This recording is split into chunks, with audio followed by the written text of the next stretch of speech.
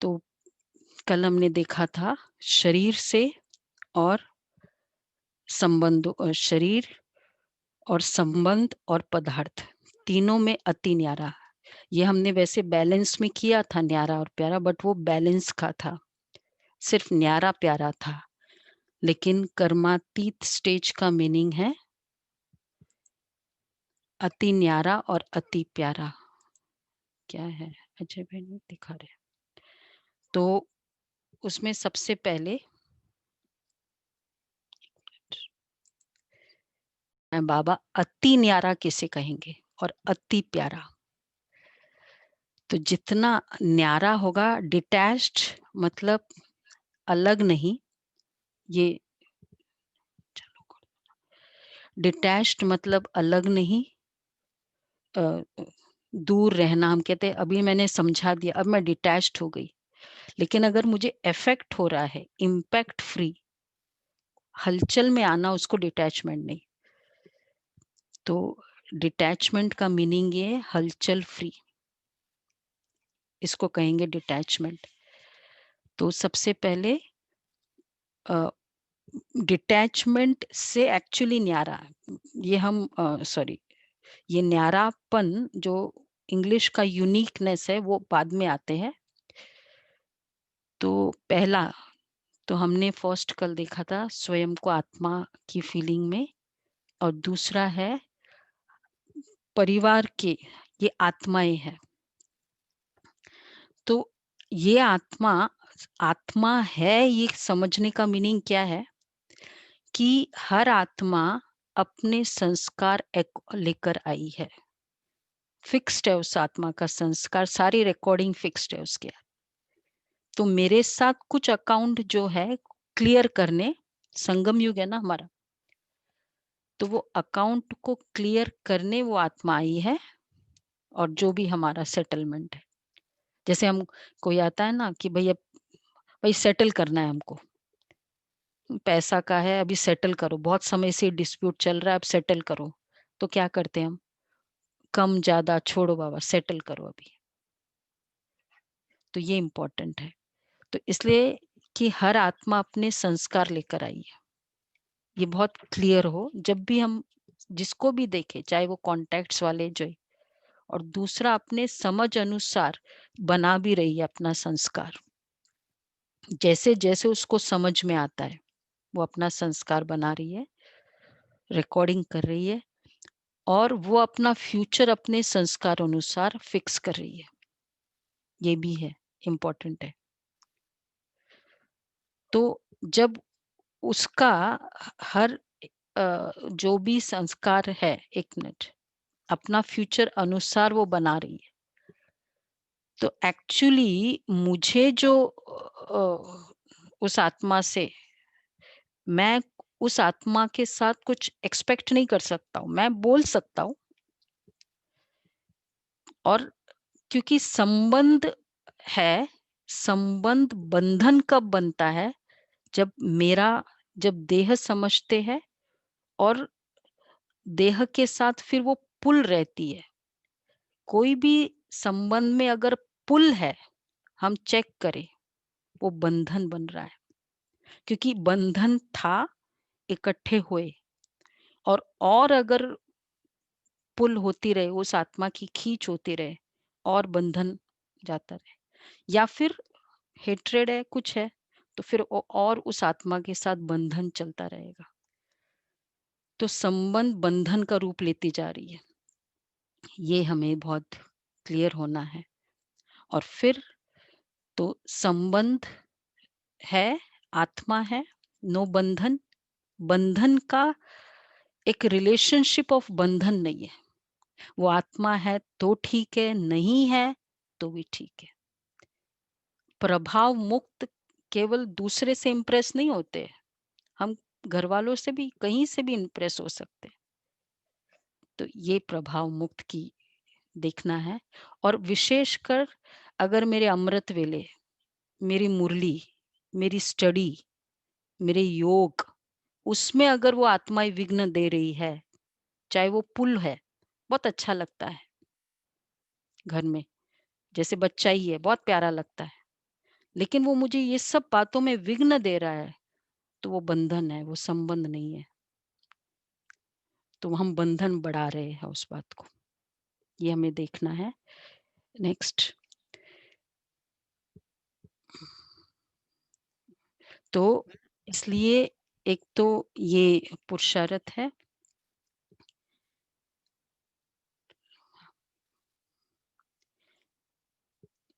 दूसरा कि बंधन क्या हो रहा है, चेंज हो जाए, मीन्स अटैचमेंट।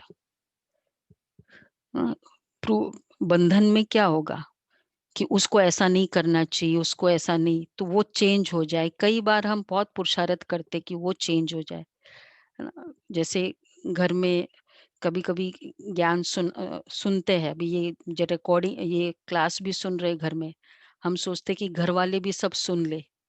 अब उसमें क्या होता है, वो तो बहुत अच्छी शुभ भावना है, पर ये देखना है कि मेरा अटेंशन ये तो नहीं रहता है कि ये सुन रहा है या नहीं सुन रहा है। मेरा अपना अटेंशन इससे निकल तो नहीं गया ऐसा गॉडली स्टूडेंट कि इसको ये भी चेंज हो जाएगा, ये सुनेगा ना ये बातें तो ये चेंज हो जाएगा। शुभ भावना अच्छी है, लेकिन मेरा अटेंशन के कॉस्ट पे नहीं। तो वह चेंज हो जाए मीन्स अटैचमेंट, और उसके चेंज के लिए I will help through my silence power. शांति से नहीं, लेकिन शांति की शक्ति से कार्य करना है संबंधों में, और योग की शक्ति से। सिर्फ दुनिया में कहते शांति से बोलो ना, शांति से काम करो ना, हम लोग शांति से, हम कहते शांति की शक्ति से करो। बाबा, लास्ट स्टेजेस बाबा की जो थी, केवल पावर ऑफ साइलेंस, यज्ञ की बातें सुनते करते, बहुत सारी अपोजिशन, क्या क्या नहीं था उस समय, एलिगेशंस, अपोजिशन, एकदम साइलेंस में जाके फिर कर्म करना, जो भी बोलना है।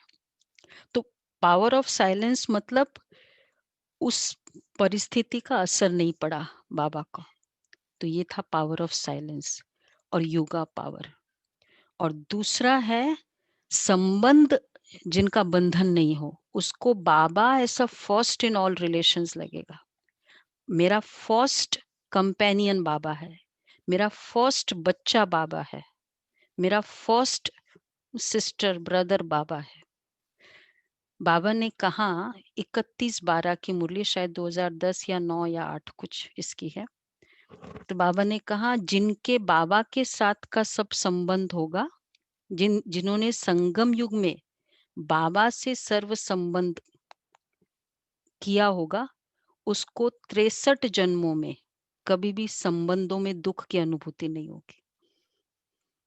बोला है ना बाबा ने, जिसका जिसका ज्ञान धन अभी फुल होगा संगम युग में, उसको स्थूल धन की कमी नहीं होगी 63 जन्मों में।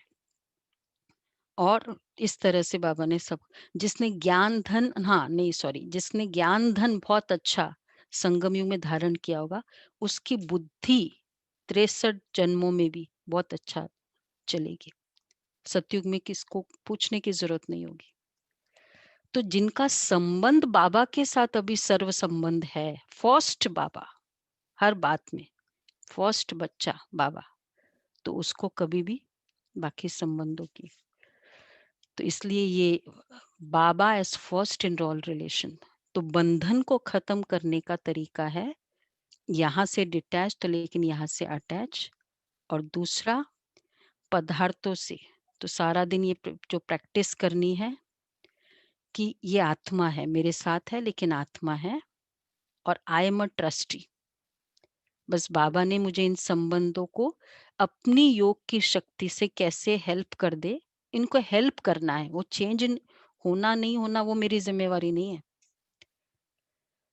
तो जिसको बाबा ने ये संबंध दिए हुए हैं, इनके बाबा के डायरेक्शंस अकॉर्डिंग करना, तब बेफिक्र। नहीं तो संबंध में टेंशन आना मतलब संबंध बंधन है। क्यों मुझे टेंशन आ रहा है किसी का भी, उस आत्मा का जैसा हिसाब किताब है उसके शरीर के साथ वैसा होगा, हम भी क्या कर सकते हैं, हम अपना बेस्ट करेंगे। अच्छा, नेक्स्ट है पदार्थों से फिर डिटैचमेंट। तो उसमें बाबा अ, तन मन धन संबंध। तो बाबा न्यारापन कैसे रहा? ब्रह्मा बाबा ने कभी नहीं कहा कि मुझे इस पैसों से कुछ धन से मतलब नहीं है। मुझे इन रत्नों से शिव बाबा के लिए सच्चे रतन बनाने हैं। ये ब्रह्मा बाबा की विशेषता की इन्हीं रत्नों से, क्योंकि इसी रत्नों से तो मैं भाग्य बनाऊंगा अपना 84 जन्मों का। तो इसलिए मैं डिटैच हूँ डजंट मीन कि मुझे नहीं, जो जिसको जो मर्जी ना यूज करे धन को, ये नहीं डिटैचमेंट होता है। मुझे क्या करना है, मुझे तो मतलब नहीं है, ये वेल्थ को जैसे यूज करे। क्योंकि नेक्स्ट है, मटेरियल पोजेशन से हमारा बहुत बड़ा कार्मिक अकाउंट हो रहा है। जो धन क्रिएट और पोजेस करते हैं उसके उसको रिजल्ट्स फेस करने हैं। हमने धन कमाया और वो बच्चे ऐसे यूज कर रहे हैं हम, क्योंकि हमने दे दिया उनको, तो उसका कारण उन लोग उड़ा रहे हैं, इसमें उसमें वेस्ट कर रहे हैं। तो उसका रीजन कौन बना? और फिर हम कहें कि तो ये मतलब क्या बोलते अननोइंगली पूरा प्रॉब्लम हमें आ रही है, कर वो रहे हैं, प्रॉब्लम है। इसलिए बाबा ने वो धन को भी बहुत समझदारी से यूज किया, क्योंकि फिर तो बाबा को ही उसके हिसाब किताब, वो आत्मा कर्मातीत कैसे बनेगी? तो इसलिए मटेरियल पोजेशन के साथ भी हमारा बहुत कार्मिक अकाउंट हो सकता है। कर्मातीत बनना है, ऐड नहीं करना है। तो नेक्स्ट है दादी जानकी का बहुत